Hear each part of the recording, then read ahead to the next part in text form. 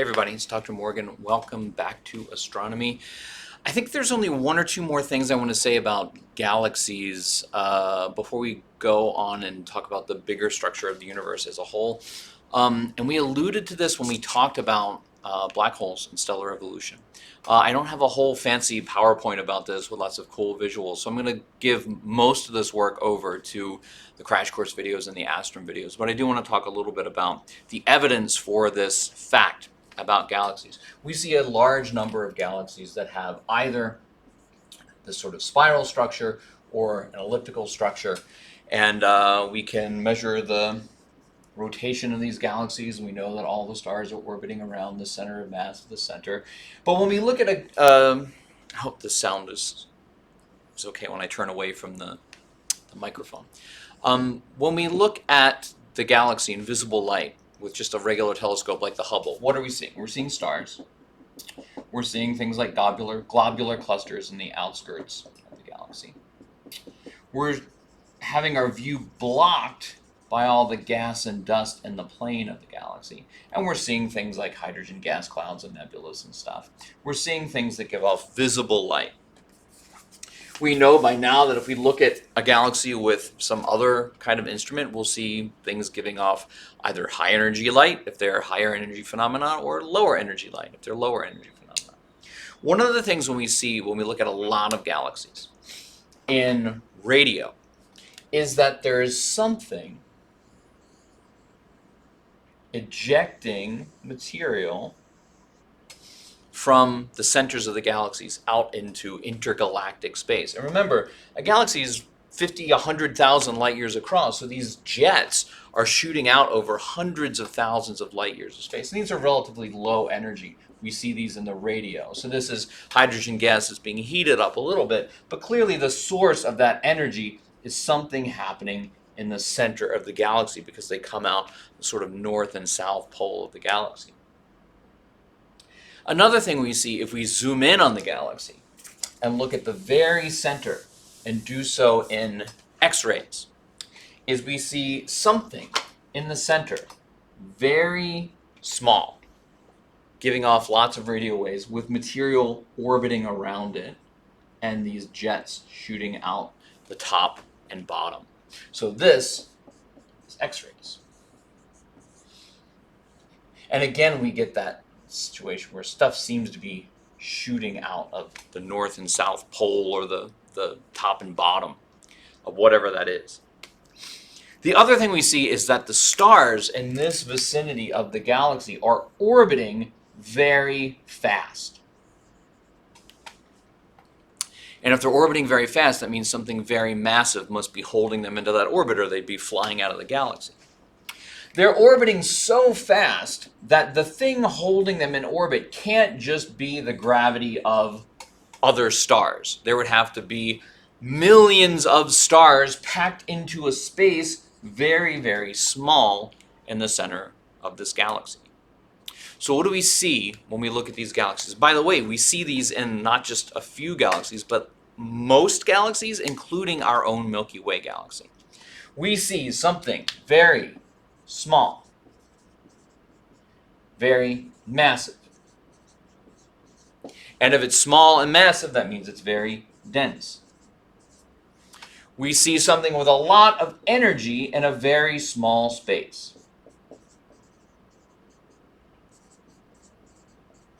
And we see rapid rotation around that object, including material that seems to be orbiting it, heating up, and giving off huge amounts of very energetic X-rays and heating up material shooting out the lobes of this north-south pole line axis that we can draw. What is this thing? And by the way, how much mass are we talking about? We're talking about hundreds of thousands to millions of stars worth of mass. Okay, so 1 million solar masses packed into a very, very tiny space. The only object that we know of that has all of these characteristics, small, massive, incredibly dense, hundreds of thousands of solar masses packed into a tiny volume with stuff orbiting it very rapidly, is a black hole with a massive accretion disk of material that's orbiting around it. But not a regular black hole that's made from a single star that collapses after it goes supernova. We talked about those sorts of black holes, a kind of stellar fossil leftover from a supernova explosion. Massive stars that eventually go supernova have masses of 10, 20, maybe 100 times more massive than the sun. There are no stars with masses of 1,000,000 times more than the sun. Such an object doesn't exist. So this thing at the center of a galaxy, if it is indeed a black hole, which I'm going to go under the assumption for the next several weeks that it is a black hole that is many, many times more massive than a star, and we call this object a supermassive black hole.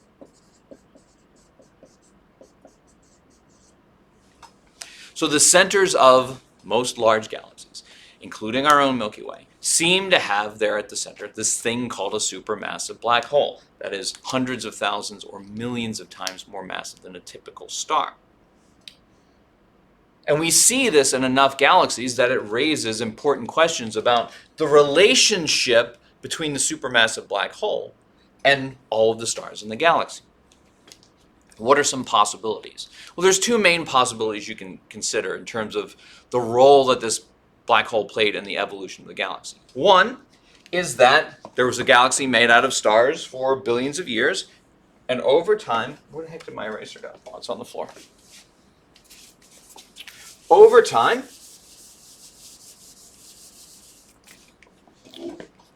the stars in that galaxy lived their lives as main sequence stars. The massive ones went supernova. Some of those made black holes.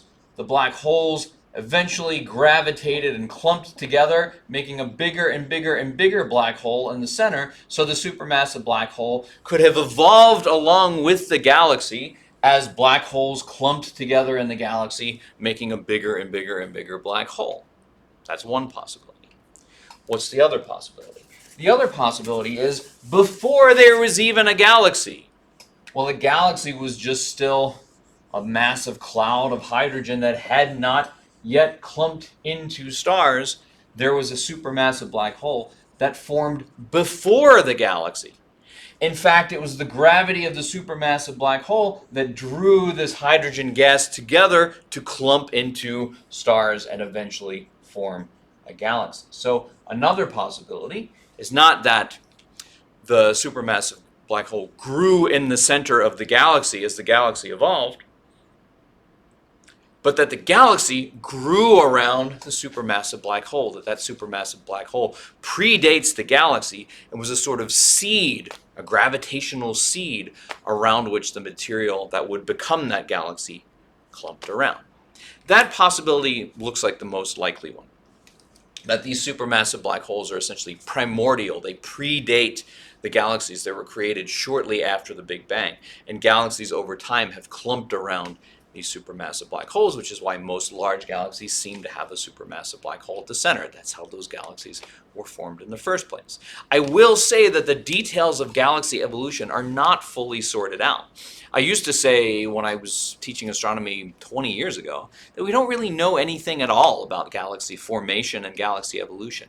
That is less and less true over the past decade, especially as we develop tools like the James Webb Space Telescope. That's going to become even less true over the next 2 decades because the James Webb Telescope can see back in time. Remember, as you're looking at dimmer and dimmer and dimmer and more redshifted light further and further and further away, you're looking closer to the Big Bang. When the James Webb sees a galaxy that's 11 billion light years away, it is looking at that galaxy 11 billion years ago. It is looking at that galaxy in the process of forming. That's why the James Webb Space Telescope exists, is so that we can see galaxies forming by looking back towards this cosmic horizon of the Big Bang. So in the next 20 years, we might develop a much clearer picture of galaxies and how they formed and how they evolved and the relationship between these supermassive black holes and the galaxy itself. Now, in recent years, in the past just 3 or 4 years, we've gotten the ability to actually take photographs of these supermassive black holes in the centers of galaxies. We have to keep in mind that most of these photographs are images made with radio waves, so they're more like a map of the light from the galaxy, but what they tend to look like is some light surrounding, well, I'll go ahead and draw the light first, surrounding this black center like this. And we have to keep in mind, what are we looking at when we look at a picture of a black hole? You can't take a picture of a black hole because no light gets out of a black hole, right? We are looking at the light emitted from the material in the accretion disk around the black hole. We are looking at some of that light being bent or gravitationally lensed around the black hole. So when we look at this black circle and see light above and below it, some of that light is coming above and below. It's coming from behind the black hole and being bent around it. So we're actually looking at almost like a lens magnifying the material in the accretion disk. So to think of it as a picture of a black hole is a little misleading. It's a map of the light being given off by the material around the black hole, and in the very center it's black because there's no light coming from that area that can reach our telescopes and our cameras. But you'll see pictures like this, and that's what they represent. So rather than just give you a long list of unanswered questions myself, I'm going to post some videos from, like I said, either Crash Course or Astrum, or some good high quality contemporary, hopefully within the past couple years, videos explaining how we get these images, what we've learned from them, and what we think is going on at the centers of large galaxies, including our own Milky Way.